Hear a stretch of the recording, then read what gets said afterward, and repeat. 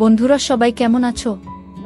বন্ধুরা আজকে তোমাদের আপন মায়ের সাথে রাতে কাজ করার অসাধারণ একটি সত্য ঘটনা বলবো। গল্পটি শেষ পর্যন্ত শুনলে তোমরা বাধ্য হবে হাতের কাজ করতে। না হলে সবাই আমাকে কাজ করে দিয়ে যাবে, আমি বাধা দেব না। সুজয় ইঞ্জিনিয়ারিং এর ছাত্র, বয়স 24 বছর। উড়িষ্যাতে 4 বছর হোস্টেলে থেকে ইঞ্জিনিয়ারিং পড়ে একটা সরকারি চাকরি করছে। গত বছরই চাকরি পেয়েছে আর এবছর কলকাতায় ট্রান্সফার হয়েছে। মাঝে মাঝে বাড়ি আসতো এবং 4-5 দিন থেকে আবার ফিরে যেত। বাড়িতে সুজয়ের মা মালা দেবী থাকে। বছর 2 আগে সুজয়ের বাবা মারা গেছে ক্যান্সারে। সুজয়ের পারিবারিক আয় ভালো নয়। সুজয়ের বাবা একটা সরকারি চাকরি করত। বাবা মারা যাওয়ার পরে সরকার থেকে কিছু টাকা পয়সা পেয়েছিল, যেটা দিয়ে সুজয়ের পড়াশোনা আর ওর মায়ের সংসার কোনোভাবে চলে যাচ্ছে। মালা দেবীর বয়স 42 বছর এবং খুব সুন্দর দেখতে, এবং এই বয়সেও নিজের যৌবন ধরে রেখেছে। মালা দেবী স্বামী মারা যাওয়ার পরে একাই থাকত আর মনে মনে ভাবত ছেলের কলকাতায় ট্রান্সফার হওয়ার পরে ছেলের একটা বিয়ে দিয়ে ছেলে বউকে নিয়ে সুখে শান্তিতে থাকবে। মালার এক বান্ধবী সুতপা মালার বাড়ির কিছু দূরেই থাকে। সুতপার স্বামী মিলিটারিতে কাজ করাকালীন মারা যায়। সুতপার একটাই মেয়ে সোমা। সুতপার বয়স 40 বছর আর মেয়ে সোমার বয়স 21 বছর, কলেজে পড়ছে। সুতপার আর্থিক অবস্থা অনেক ভালো, নিজেদের 2 তলা বাড়ি আছে। সুতপা মালাকে বলেছে যে সুজয়ের সাথে সোমার বিয়ে দিতে, কারণ সুজয়কে খুব পছন্দ সুতপার। সুজয়রা ভাড়া বাড়িতে থাকত। একটাই ঘর, রান্নাঘর আর বাথরুম। যেহেতু মালা স্বামী মারা যাওয়ার পরে একাই থাকত, তাই কোনো অসুবিধে হয়নি, কিন্তু এবার সুজয় ফিরে এলে একটা ঘরে কিভাবে চলবে সেটাই মালা চিন্তা করছিল। তাই একদিন মালা সুতপাকে এই কথাগুলো বলল। সুতপা সব শুনে বলল, মালা তোকে তো আমি বলেছি সুজয় কলকাতায় ট্রান্সফার হয়ে এলে এক শুভক্ষণ দেখে সুজয় আর সোমার বিয়েটা দিয়ে দেব, আর আমরা সবাই মিলে এই বাড়িতেই থাকব। এত বড় বাড়িতে শুধু আমরা 2জন মা মেয়ে থাকি, তোরাও এখানে চলে এলে সবাই মিলে আনন্দ করে থাকা যাবে। মালা সুতপার কথা শুনে আনন্দে বলল, আমি ছেলে এলে ওর সাথে কথা বলে তোকে জানাবো। কিছুদিনের মধ্যে সুজয় ফোন করে জানালো যে শুক্রবার সে বাড়ি আসছে। প্রায় 8 মাস পরে সুজয় বাড়ি ফিরছে বলে সেদিন মালা ভালো ভালো রান্না করে রেখেছিল। তারপর স্নান করে একটা ভালো শাড়ি পরে ছেলের জন্য অধীর আগ্রহে অপেক্ষা করছিল। প্রায় 12টা নাগাদ সুজয় বাড়ির সামনে এসে দরজায় কড়া নাড়ল। মালা দরজা খুলে দেখল 4-5টা ব্যাগ হাতে আর কাঁধে নিয়ে সুজয় হাসি মুখে দাঁড়িয়ে আছে। ঘরে এসে ব্যাগগুলো নামিয়েই মাকে ধরল সুজয়।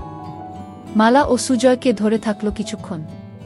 তারপর ছেলের হাত থেকে নিজেকে ছাড়িয়ে মালা বলল, অনেক বেলা হয়ে গেছে সুজয়, যা স্নান করে নিয়ে আগে খেয়ে নে, তারপর না হয় ব্যাগগুলো থেকে সব বার করবি আর গল্প করা যাবে। সুজয় বলল, ঠিক বলেছ মা, খিদেতে পেট জ্বলছে, আমি তাড়াতাড়ি স্নান করে আসছি, তুমি খাবার বারো।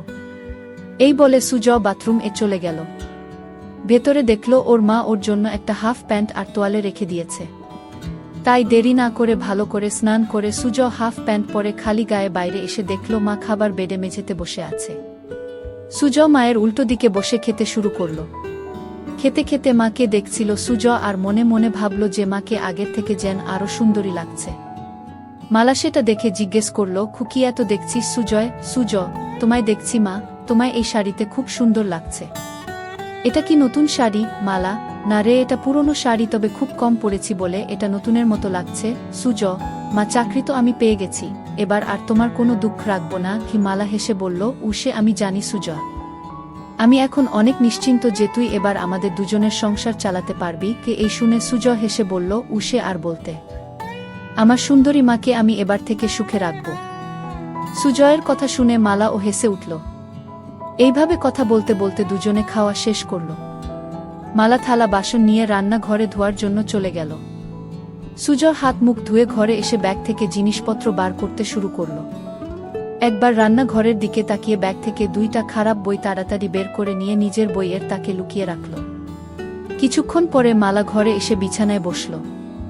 মালা ছেলের সব জামা প্যান্ট একদিকে সরিয়ে রাখতে রাখতে বলল, তোর সব জামা তো পুরনো হয়ে গেছে, এবার কিছু নতুন কিনে নিস। সুজয়, ঠিক আছে মা, এ মাসের স্যালারি পেয়ে তোমার আর আমার জন্য নতুন ড্রেস কিনবো গো।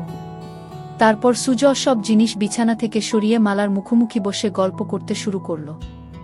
মালা, সুজয়, এখন তোর কিরকম লাগছে?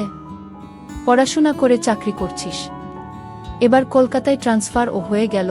সুজ, সেরকম কিছু না, কিন্তু এবার থেকে তোমার সাথে থাকতে পারবো, এই জন্য আমি খুব খুশি। কি এই বলে মায়ের কোলে মাথা রেখে শুয়ে পড়ল। মালা ছেলের কথা শুনে খুব খুশি হলো আর সুজয়ের মাথায় হাত বুলিয়ে দিতে লাগল। সুজ শুয়ে শুয়ে মালাকে দেখছিল আর মনে মনে ভাবছিল মাকে সত্যি খুব সুন্দর দেখতে। এইভাবে কিছুক্ষণ থাকার পরে মালা হেসে বলল, সুজ, এবার সুতপার সাথে কথা বলতে হবে তোর বিয়ের জন্য। সুজ তখন মায়ের কোল থেকে মাথা সরিয়ে উঠে বসে বসে দুই কাঁধে দু হাত রেখে বলল, না মা, এখন নয়। এখন শুধু আমার সুন্দরী মাকে সুখী করার সময়, বউকে নয় গে। মালা হেসে বলল, আমি তো ভালোই আছি, এবার তোর একটা বউ এসে গেলে আমার অসুবিধা হবে আর তোর অসুবিধা হবে। সুজ নিজের মুখটা মালার মুখের কাছে এনে বলল, আমাদের কি সুবিধা হবে মা, বউ এলে? মালা, আমার একটা গল্প করার সাথী হবে আর তোর চির জীবনের সাথী হবে।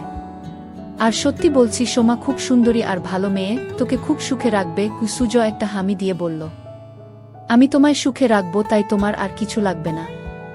মালা সুজয়ের কথা শুনে একটু চমকে উঠে বলল, ঠিক আছে, এবার তুই একটু রেস্ট নিয়ে নে, আমি একটু বেরোচ্ছি, একেবারে বাজার করে ফিরব। এই বলে মালা উঠে দাঁড়িয়ে নিজের শাড়িটা ঠিক করতে লাগল। সুজও উঠে দাঁড়িয়ে মাকে দেখতে লাগল। কিছুক্ষণ পরে মালা বাড়ি থেকে বেরিয়ে যেতেই সুজয় দরজা বন্ধ করে ঘরে এসে নিজের আরেকটা ব্যাগ খুলে খুলে মায়ের একটা ছোট জামা দেখে বার করে সেটা নাক দিয়ে গন্ধ নিতে থাকল। সুজ হোস্টেল এ থাকাকালীন বন্ধুদের পাল্লায় পড়ে খারাপ বই পড়া শুরু করেছিল। সব সম্পর্কের মধ্যে মা ছেলে নিয়ে গুলো পড়তে বেশি ভালোবাসত। সেই জন্য 8 মাস আগে যখন বাড়ি এসেছিল তখন মায়ের একটা ছোট জামা লুকিয়ে নিজের সাথে নিয়ে গিয়েছিল। তারপর থেকে হোস্টেলে সুজয় বই পড়তে পড়তে মায়ের ছোট জামাটা হাতে নিয়ে নিজেকে সান্ত্বনা দিত। যেহেতু খুব ক্লান্ত ছিল তাই মাকে চিন্তা করতে করতে কিছুক্ষণের জন্য ঘুমিয়ে পড়ল। তারপর কিছুক্ষণ পরে বাথরুম এগিয়ে পেচ্ছাপ করতে গিয়ে দেখল বাথরুম এ মায়ের একটা ছোট কাপড় ঝোলানো আছে। মালা তাড়াহুড়ো সেটা সরিয়ে রাখতে ভুলে গিয়েছিল। সুজ পেচ্ছাপ করে সেটা নিজের নাকে শুকে বুঝল এটা মায়ের ব্যবহার করা। সেটা মালা ধুতে ভুলে গেছে। সুজ অনেকক্ষণ সেটা নাকে নিয়ে নিজের গন্ধ শুকতে লাগল। এবার নিজেকে আর কন্ট্রোল করতে না পেরে হাতের কাজে লেগে গেল। প্রায় 15-20 মিনিট ধরে চলল সেই কাজ। তারপর সেটা যেখানে ছিল সেখানে রেখে নিজেকে পরিষ্কার করে ঘরে এলো। মনে মনে অপরাধ বোধ হচ্ছিল নিজের মাকে নিয়ে এরকম ভাবতে, কিন্তু ও এটা বুঝতে পারল আজ সব থেকে বেশি তৃপ্তি পেয়েছে। কিছুক্ষণ পরে সুজয়ের পাপবোধ আরও গাঢ় হলো আর ভাবতে লাগলো কিভাবে মাকে আরও কাছে পাওয়া যায়। এইসব ভাবতে ভাবতে সন্ধে হয়ে গেল আর ঠিক তখন দরজায় আওয়াজ হলো। সুজ দরজা খুলে দেখল মালা দাঁড়িয়ে আছে দু হাতে দুটো বাজারের ব্যাগ নিয়ে। সুজ সঙ্গে সোজা মায়ের হাত থেকে ব্যাগ দুটো নিয়ে রান্নাঘরে রেখে এক গ্লাস জল নিয়ে মালাকে দিল। মালা বিছানায় বসে জলটা খেয়ে জিজ্ঞেস করল, সারা দুপুর আর বিকেল কি করলি সুজয়? একটু ঘুমিয়েছিলিস তো? সুজ, হ্যাঁ মা, অল্প ঘুমিয়েছিলাম গো। মালা, ভালো করেছিস, আমি একটু ফ্রেশ হয়ে তোকে চা করে দিচ্ছি, তোর জন্য কাটলেট ও এনেছি। এই বলে মালা তোয়ালে নিয়ে বাথরুম এ চলে গেল। সুজ তখন মাকে সারপ্রাইজ দেবে বলে নিজেই রান্নাঘরে গিয়ে চা বানাতে শুরু করল আর বাজারের ব্যাগ থেকে সবকিছু রান্নাঘরে যথাস্থানে রেখে কাটলেট দুটো একটা ডিশ এ রাখল। বাথরুম এর ভেতর থেকে মায়ের স্নান করার শব্দ শুনতে শুনতে সুজ চা বানাচ্ছিল। এদিকে স্নান করতে করতে মালা হঠাৎ দেখে তার ছোট কাপড়টা দড়িতে ঝুলছে, সঙ্গে সঙ্গে চমকে গেল আর মনে মনে ভাবল, সব কিছু ঠিক জায়গা রেখে আসল জিনিসটা তাই বাথরুম এ ফেলে গিয়েছিল। সুজয় যে কি ভেবেছে কে জানে। নিজেকেই কিছুক্ষণ বকা দিয়ে স্নান করে তোয়ালেটা দিয়ে নিজেকে জড়িয়ে মালা বাথরুম থেকে ঘরে এসে দেখল সুজয় একটা ট্রে এ 2 কাপ চা আর কাটলেট সাজিয়ে বসে আছে। মালা হেসে বলল, বাহ, একবার চা বানিয়ে মায়ের জন্য অপেক্ষা করছিস, খুব ভালো। বউকে তুই খুব সুখে রাখবি গু। সুজ, এখন তো মাকে সুখী করি, তারপর অন্য কেউ। মালা আলমারি থেকে একটা শাড়ি নিয়ে সুজয়কে বলল, আমি দরজাটা ভেজিয়ে দিয়ে রান্নাঘরের শাড়িটা পরে আসছি। সুজ এগিয়ে গিয়ে মালার হাত ধরে বলল, তুমি এই ঘরে চেঞ্জ করে নাও, আমি রান্নাঘরে যাচ্ছি, তোমার হয়ে গেলে আমায় ডেকে নিও গিয়ে। এই বলে সুজ ঘরের দরজাটা ভেজিয়ে দিয়ে বাইরে অপেক্ষা করতে লাগল। ছেলের ব্যবহারে মালা খুব খুশি হয়ে ঘরেই ড্রেস চেঞ্জ করতে লাগল। সুজ দরজাটায় একটু ফাঁকা রেখে ভেজিয়ে রেখেছিল যাতে সেই ফাঁক দিয়ে ঘরে ভেতরটা দেখা যায়। সুজয় দরজার ফাঁকে চোখ রাখতেই ভিতরের দৃশ্য দেখে হতভম্ব হয়ে গেল। এদিকে মালা ততক্ষণে শাড়িটা পরে নিয়ে সুজয়কে ডাকল ঘরের ভেতরে আসার জন্য। সুজয় মায়ের ডাক শুনে একটু চমকে গিয়ে ঘরে ভেতরে এলো এবং হঠাৎ খেয়াল করল ওটা শক্ত হয়ে দাঁড়িয়ে আছে। কোনো ক্রমে এক হাত দিয়ে সামাল দিয়ে বিছানায় বসল। মালা তখন আয়নার সামনে দাঁড়িয়ে চুল আঁচড়াচ্ছিল, তাই ছেলের দিকে খেয়াল করেনি। সুজয় মালাকে ডাকল, কুয়েসো মা, চা আর কাটলেট ঠান্ডা হয়ে যাবে, খেয়ে নাও আগে। মালা, ঠিক আছে চল খেয়ে নি কি, এই বলে বিছানায় এসে সুজয়ের মুখোমুখি বসল। দুজনে একসাথে কাটলেট আর চা খেতে লাগল। মালা, বাহ সুজয়, চাটা তো খুব ভালো বানিয়েছিস। সুজয়, তোমার ভালো লেগেছে মা? আমি হোস্টেলে মাঝে মাঝে নিজেই চা করে খেতাম। মালা হেসে উঠে সুজয়ের গালটা ধরে বলল, সত্যি ভালো হয়েছে, আমার ছেলে এখন নিজের খেয়াল নিজে রাখতে পারবে। সুজয় ও তখন মায়ের গালটা ধরে বলল, কি তোমার ওসব খেয়াল রাখবে তোমার ছেলে? দুজনেই একসাথে হেসে উঠল। মালা, আচ্ছা সুজয়, তোর চাকরি শুরু কবে থেকে? সুজয়, আজ 25 তারিখ, পরের মাসের 10 তারিখে অফিস জয়েন করতে হবে। মালা, একটা কথা বলার ছিল। সুজয়, কি কথা মা, বলো। মালা, সুতপাকে তোর মনে আছে? সুজয়, সুতপা মাসি কেন মনে রাখবো না মা, আমায় এত ভালোবাসে। মালা, সেটা জানি, তোকে ভালোবাসে বলেই একটা প্রস্তাব রেখেছে। সুজয়, কি প্রস্তাব? মালা, সুতপা তোর সাথে সোমার বিয়ে দিতে চায়। সুজয় লজ্জা পেয়ে বলল, এখন আমি বিয়ে করব না। মালা, সুতপা বলেছে সোমার সাথে তোর বিয়ে হবার পরে আমরা সবাই ওর বাড়িতে থাকব। আমি বলেছি যে সুজয়ের সাথে কথা বলে জানাবো। তুই কি বলিস এ ব্যাপারে?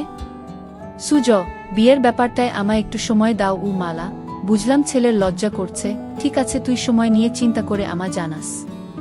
কিন্তু আমাদের ঘরটা খুব ছোট দুজনের জন্য। আগে তুই ছোট ছিলিস তাই কোনোমতে চলে যেত, কিন্তু এখন তুই বড় হয়ে গেছিস। সুজয়, এমন কিছু ছোট নয় আমাদের ঘর, আমাদের দুজনের জন্য যথেষ্ট। মালা, কিন্তু তোর অসুবিধে হবে, আমি যখন কাপড় চেঞ্জ করব তখন তোকে বাইরে অপেক্ষা করতে হবে, এছাড়াও এই একটা বিছানায় দুজনের হবে না। সুজয় মালার কথা শুনে মনে মনে বলল, আমি তো চাই তুমি ঘরে কাপড় ছাড়বে আর আমি দরজার ফাঁক দিয়ে তোমার দেখব। মালা সুজয়ের দিকে তাকিয়ে বলল, কি ভাবছিস এত? কি করবি সেটা তো বল। সুজয় সঙ্গে সঙ্গে বলল, না কিছু ভাবছিলাম না, তবে এখন ওখানে যাব না, কিছুদিন চাকরি করে স্যালারি জমিয়ে তারপর না হয় যাওয়া যেতে পারে। মালা, ঠিক আছে, তোর যেটা ভালো মনে হয় সেটাই হবে। ঠিক আছে তুই টিভি দেখ, আমি রাতের রান্নাটা করে নিই। এই বলে মালা চায়ের ট্রেটা নিয়ে রান্নাঘরে চলে গেল। সুজয় টিভি দেখতে লাগলো, কিন্তু ভালো লাগছিল না। তাই সুজয় রান্নাঘরে গিয়ে দেখল মা এক মনে গুন গুন করে গান গাইতে গাইতে রান্না করছিল। সুজয় মাকে ধরে একটা হামি দিয়ে জিজ্ঞেস করল, মা আজ কি রান্না করছো? মালা চমকে উঠে হালকা হেসে বলল, আজ ডিমের ঝোল, ভাত আর আলু পোস্ত। সুজয় মায়ের কানে কানে বলল, তোমার হাতের রান্নার কোনো জবাব নেই মা। মালা নিজেকে কে ছাড়িয়ে নিয়ে বলল, এই দুষ্টু এখন ছাড় আমায়, না হলে রান্না করতে দেরি হয়ে যাবে। সুজয় আরও একটা হামি দিয়ে সরে দাঁড়ালো আর হেসে বলল, আমার মিষ্টি মায়ের হাতের রান্নায় আমার মন ভরে যায়। মালা হেসে বলল, এবার যা এখন থেকে, আমার রান্নাটা করতে দেখি। সুজয় তখন ঘরে চলে এসে আবার টিভি দেখতে লাগল। প্রায় 1 ঘন্টা পরে মালা এসে সুজয়ের পাশে বসল। মালা পুরো ঘেমে গেছে রান্না করতে করতে। সুজয় বলল, মা তুমি তো ঘেমে গেছ, শাড়িটা চেঞ্জ করে নাইটি পরে নাও। ছেলের কথা শুনে মালা বলল, আমি ভাবছিলাম তুই কি ভাববি তাই নাইটি পরছিলাম না। সুজয় অবাক হয়ে মালার দিকে তাকিয়ে বলল, আমি আবার কি ভাবব? যাও নাইটিটা নিয়ে এসে চেঞ্জ করে নাও, আমি রান্নাঘরে যাচ্ছি। মালা বলল, আমি বাথরুম এ চেঞ্জ করে নিচ্ছি, তুই টিভি দেখ। এই বলে মালা বাথরুম এ চলে গেল। সুজয় মনে মনে ভাবল, আরেকটা সুযোগ নষ্ট হলো মাকে ওভাবে দেখার। মালা বাথরুম এ গিয়ে নিজের গা ধুতে ধুতে রান্নাঘরে সুজয়ের ওইরকম ভাবে ধরার কথা ভাবতে লাগল। মনে মনে ভাবছিল, সুজয় কি তাহলে ইচ্ছে করে ওকে ধরে ওসব করছিল না, এটা হঠাৎ হয়েছিল। একটু চোখে চোখে সুজয়কে রাখতে হবে, কারণ এই বয়সটা খুব বাজে। এসব ভাবতে ভাবতে স্নান শেষ করে নাইটিটা পরে নিল। সুজয় না থাকলে মাঝে মাঝে মালা একসেট হয়ে রাতে শুতো, কিন্তু এখন সেটা আর হবে না। এমনিতে মালা খুব ওই স্বভাবের, আর স্বামী মারা যাওয়ার পরে সেটা আরও বেড়ে গেছে। কিছুক্ষণ পরে মালা বাথরুম থেকে বেরিয়ে এসে সুজয় এর সাথে বসে একসাথে টিভি দেখতে দেখতে এটা সেটা গল্প করতে লাগল। রাত প্রায় 10টা বাজে ঘড়িতে।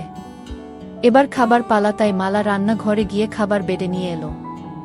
সুজয় আর মালা দুজনে মেঝেতে বাবু হয়ে মুখোমুখি বসে খেতে শুরু করল। সুজয় খেতে খেতে মায়ের দিকে তাকাতেই দেখল মালা নিচু হয়ে যখন খাবার মুখে দিচ্ছিল তখন নাইটিটা নিচে নেমে যাচ্ছিল, আর সুজয় সেটা দেখছিল। কিন্তু হঠাৎ মালা সুজয়ের দিকে তাকিয়ে দেখতে পায় যে সুজয় ওর দিকে তাকিয়ে আছে। সঙ্গে সঙ্গে নাইটিটা একটু উপরে তুলে নিল, আর তখন সুজয় আর মালার চোখাচোখি হলো। সুজয় লজ্জায় মাথা নিচু করে ভাবতে লাগলো কি ইসমা এবার বুঝতে পেরেছে, বকে না দেয় খু। কিন্তু মালা কিছুই বলল না, শুধু বলল খু খাবার এর দিকে মন দে কি। সুজয় হাফ ছেড়ে বাঁচল। এইভাবে দুজনের খাওয়া শেষ হলো। তারপর মালা সব বাসন ধুয়ে ঘরে এসে মেঝেতে বিছানা করতে লাগলো। সেটা দেখে সুজয় জিজ্ঞেস করল, খিমা তুমি কি নিচে শোবে? মালা, হ্যাঁ রে, বিছানায় দুজনের অসুবিধে হবে। সুজয় সঙ্গে সঙ্গে মালার হাত থেকে সবকিছু কেড়ে বিছানা রেখে বলল, এই খাটে আমাদের দুজনের ভালো মতো হয়ে যাবে, তাই তুমি চিন্তা করো না গি। মালা কিছু একটা বলতে যাচ্ছিল, কিন্তু সুজয়ের জেদে মুখে আর কিছু বলল না। কিছুক্ষণ পরে লাইট অফ করে দুজনে শুয়ে পড়ল। সুজয় ক্লান্ত ছিল, তাই কিছুক্ষণের মধ্যে ঘুমিয়ে পড়ল। মালা শুয়ে শুয়ে সারা দিনের কথা ভাবতে লাগল। বিশেষ করে রাতে ছেলে যেভাবে এক দৃষ্টিতে তার